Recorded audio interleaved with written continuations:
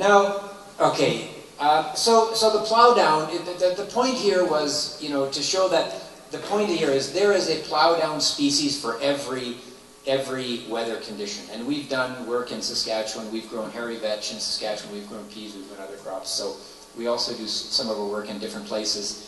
And we also do a little bit of work in Southern Africa in very, very dry conditions. So, but I think the point is that plow downs are a good idea because what we've learned from Surf Current is there's a carbon, we're not fertilizing our soils with carbon enough. And I think we need to start teaching our students a bit more about the notion of carbon fertilization. In the last number of years, I have been trying to do a little bit of what I call cowboy math in my crop production class at the university. And for very simple numbers, I say you need 1% organic matter to provide 10 pounds of nitrogen from the mineralization process of the soil itself. So if I want 100 pounds of nitrogen for my crop, I need 10% organic matter. Now some of us say, whoa, that's ridiculous. You can't do that? Yes, you can. The prairies were more than 10% when we came here at the start. So one of our goals might be to get back there. Yeah, it's always good to have goals, even if they may take more than your lifetime to achieve. And that's what really Wes, relevant to a couple of older guys. That's what Wes Jackson's Kansas Land Institute said. He says, if the problem you're working on is bigger than your lifetime, if the problem you're working on can be solved in your lifetime, you're not thinking big enough. That's very, very relevant. To us. Maybe not to that table over there. That's why I took their picture earlier. Okay, let's move on with trying to make the system less random and more resilient. And that's the notion of integrating crops and livestock. So starting really simply, what about if we grow that green manure and instead, yes, I'm sorry, it's too lush. But instead of just plowing it down, why don't we have it grazed by animals or by Gary?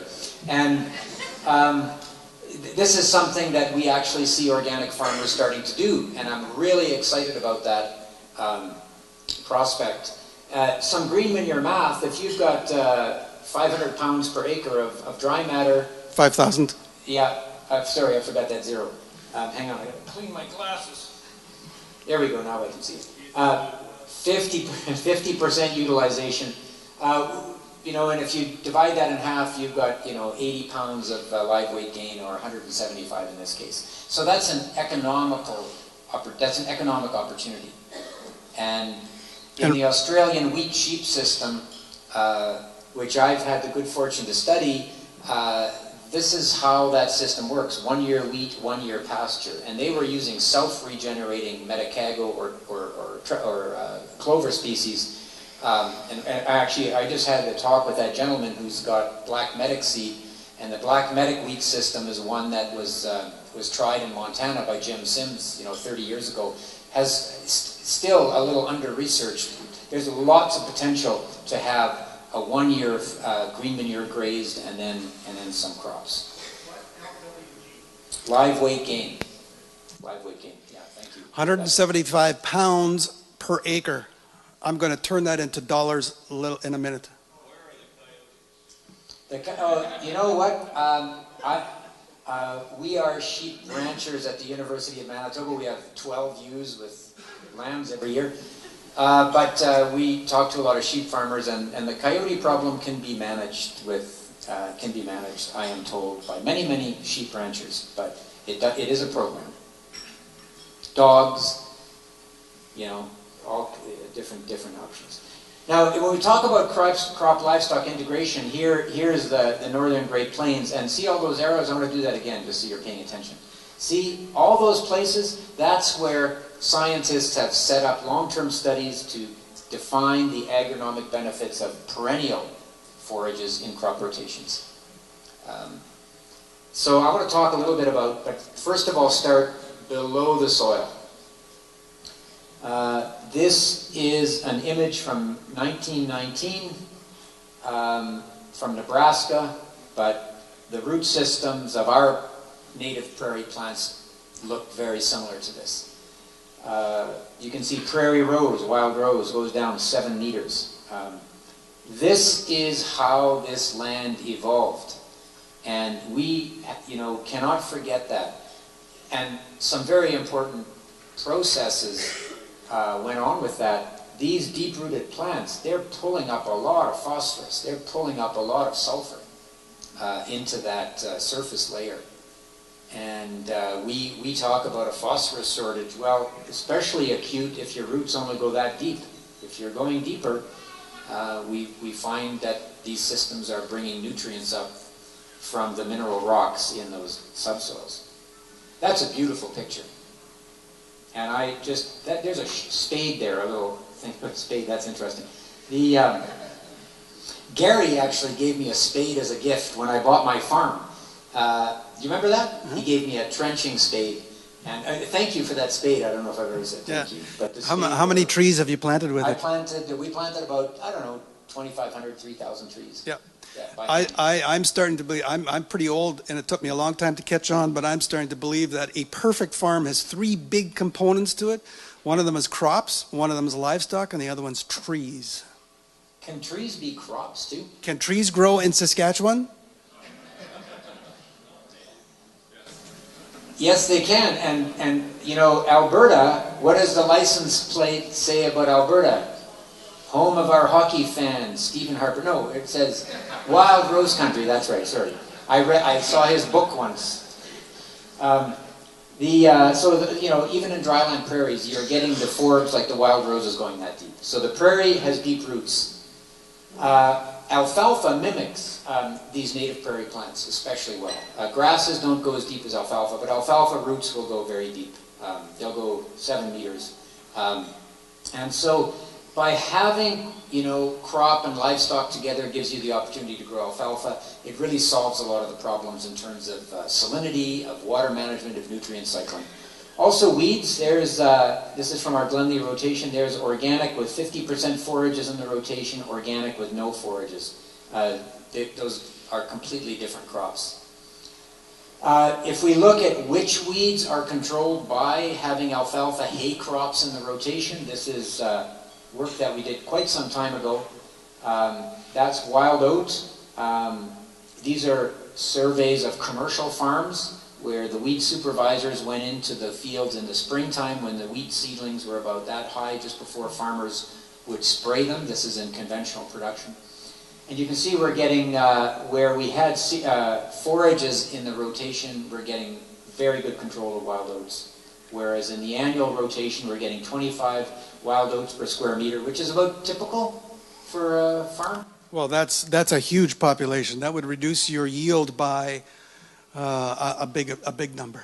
Okay, but of course, conventional farmers would spray those in an effort to make herbicide-tolerant weeds. Yes. Right? Yes. Okay.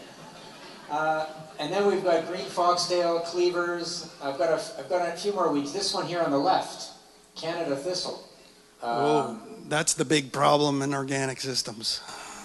And alfalfa in rotation. In this survey, these are farm fields, and there's dozens and dozens and dozens of them, showed us that when farmers had the forage, they had very few Canada thistle versus conventional 2 per square meter. Is that about normal, or is that not unusual? Maybe not. That's what we found on these farms. The thing is, they grow in patches, right? They grow in patches. That's right. And we have learned since that not all Canada thistle is controlled by forages. Sometimes you have to do it more than once. Quackgrass, not great control, but some control from the forage. Perennial south thistle, very good control. Dandelion, very, it increases under forage, but we know that. But it's not a difficult weed to control under organics. No, tillage does a very good job. So that's those are two of the reasons to think about perennial forages in the rotation. One is nutrient management, and the other is weed control. And then this is kind of news, and it basically tells us that eating meat that was finished on grass is good for your heart. That's the long and the short of this one. There is now overwhelming scientific evidence to show that animal products from grass-based agriculture have a much better omega-6 to omega-3 ratio, and you want that close to 1. Grain-fed, that's not healthy. And so the shifts from grains to forage for ruminant production provide not only environmental benefits and agronomic benefits on the farm, but also human health benefits. So, you know, we were talking at home about the pasture butter that we were eating this summer. Anybody ever heard of pasture butter? Some of you might have. And there was actually organic meadow pasture butter for sale in the local grocery stores. And, well, you can figure out how that milk was produced, right? And it felt really good to eat it because we knew that the omega-6 to omega-3 ratio would be close to 1, which is what venison is, and it's how we evolved as species, eating good cholesterol. Yeah, so that's another reason to think about. You know, the students often say, "Look, I'm not interested in livestock. I'm just a grain farmer." And I say, "Well, what do you grow?" They say, "Oh, I grow soybeans and barley and wheat and canola and corn." I say, "Well, you're neck deep into the livestock business because half of what you produce goes to livestock." So we are in the livestock business. Why not do it in a way that actually is good for us? Now, one caution with perennial forages in rotation is if you grow something as productive as alfalfa and take hay cuts and never replenish the land with the manure, you can have big trouble. And this picture tells 1,000 words. So I'll just shut up for a minute and let you look at it.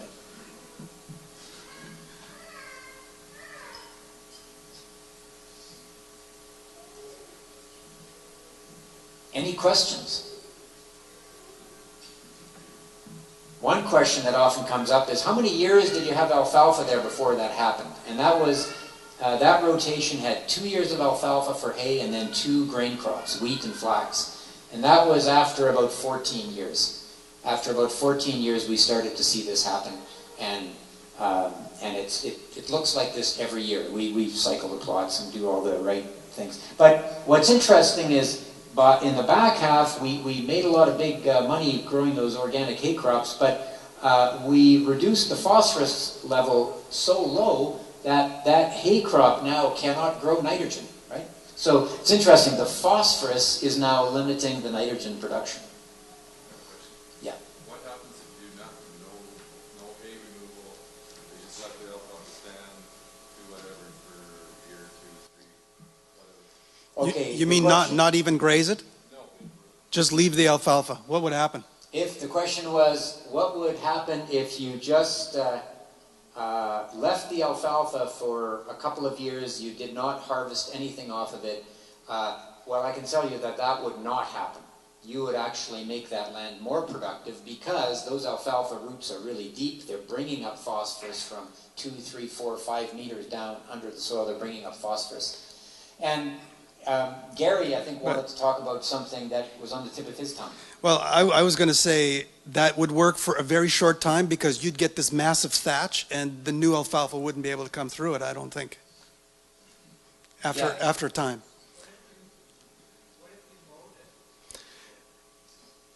No problem. And actually, Martin, you did research with a graduate student on exactly that with Matthew Wentz. Yeah, you could, that would work. That would work. I mean, the only problem with that really is the economics of that.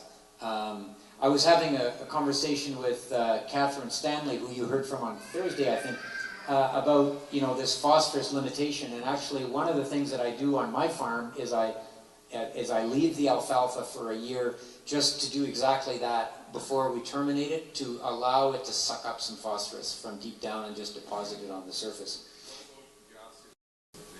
Gaseous loss of N. In that situation, we've got this thatch of old growth alfalfa. We actually did an experiment. The question was, if you just have thatch on the surface, what about gaseous loss of N? We actually did some research on that, not with alfalfa, but with green manure, with rolled green manure versus tilled. And we lost about 7% of our nitrogen through evaporation, so it's not a big factor. The other thing you could do here, though, to make it more economical, is to graze it. Yeah. I mean, if you graze that, if you mix some grass in that and graze that, you could get the benefit of the alfalfa and you wouldn't be removing the phosphorus. Question here? Did you mention the rate of application of the manure? Yes, yeah, those are our plots. They're carefully controlled. In that rotation, we're adding about, in P2O5 equivalents, we're adding about 80 kilograms per hectare, or about 80 pounds per acre every 4 years. Yeah. Now, in the Glenley rotation, we are now no longer cutting hay, we are now grazing that. So we've introduced sheep into our long-term rotation. But the point is, like I said, this is an extreme example, but when we put those perennials in, they're removing nutrients, we need to cycle those nutrients back. And the other thing we could do here is produce alfalfa seed. That removes very little nutrients. But the seeding rate on alfalfa seed is lower than alfalfa hay. Okay, I'm almost done. We talked about going from a wheat fallow system to a plow down, then to a crop livestock. I'd like to end off talking a little bit about taking it even to the next level and taking it to an agroecological model. When I think about you in the room, all of you, when we need to introduce truly sustainable systems in the future, and we don't know what the future will bring, I think it's going to be different, it's going to be a little rough, we are going to really need you, because the way we think about it is you have some of those skills to build good productive systems with relatively few external resources. And agroecology, here's an example from Georgia, where they're growing warm season grasses in among these trees. The trees, contribute things. They shade the grass. For climate change, they could be really useful. Alan Franzlubers is a colleague and friend from Georgia, and this is his work.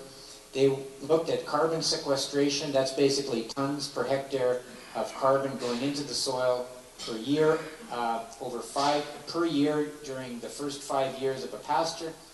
What I find interesting is if they hay it, they only add 0.3. If they leave it unharvested, they add more, like we talked about. But look what happens when they graze. It goes even higher.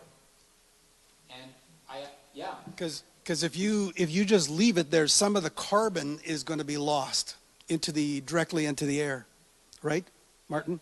Yep. The carbon is just rather than going into the soil. It's basically evaporating. And when you're putting it through the rumen of a cow or a sheep, you are actually putting it to more stable form, so it stays there. And especially the urine, it contains most of the nitrogen, and it goes into the soil. How many of you find that interesting? How many of you find that a bit surprising? I'm going to put up my hand, because I did the first time I saw it.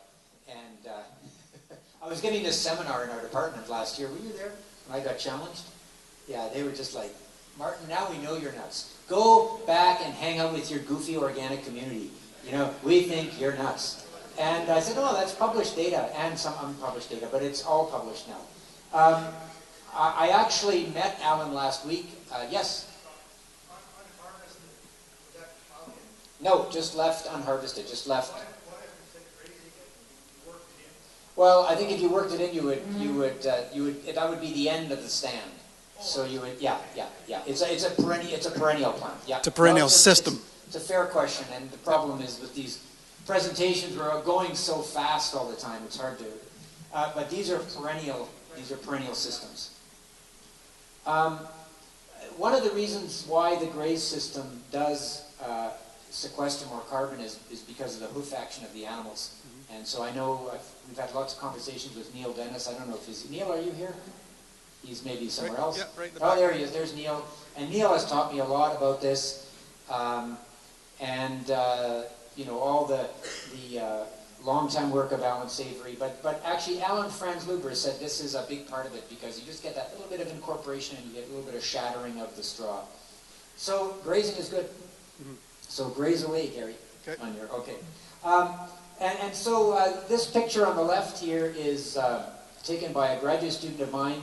He was in Brazil, and there's strips of grain with strips of trees. And then could you tell I hand drew this? Probably not. You probably think I had a professional do it. But just to be completely honest, I did it. So when I think about new approaches to crop livestock integration, I think about trees somehow put into the system. okay, to go get those nutrients that are deep down. I think about animals in the system. The animals have to work. Okay, some of you have teenagers. Do teenagers work out well when you bring them the food to their room and buy them internet services, and then at the end of the week take all their dirty dishes away? That usually doesn't work that well. I can speak from experience. Okay. No, you know, they have to contribute, right? And Gary and I have a lot of conversations about designing systems where the animals have to work. And Gary actually studied with somebody who had some very prophetic words about animals, some new discoveries. Well, I mean, I think of Joel Salatin. He's sort of my hero farmer. That was before I met Mark Shepard, who was my new hero. But Joel Salatin said every animal on his farm has to do something. So the pigs can't just sit there and get fat. They have to compost the winter feedlot where the cows were. And the chickens, they can't just sit there and get fat. They have to dig through the manure that the cows produce to eat the maggots so there won't be flies. And so everybody has to contribute to the system. Right, and then what did Tom Franzen tell you about animals? Yeah. Iowa discovery. Yeah, that was a great one. That was a good university. We brought Tom Franzen, the practical farmers of Iowa, up to Manitoba one time, and he says, I'm going to tell you a profound piece of information that the University of Iowa discovered. Took them about 100 years to figure this out.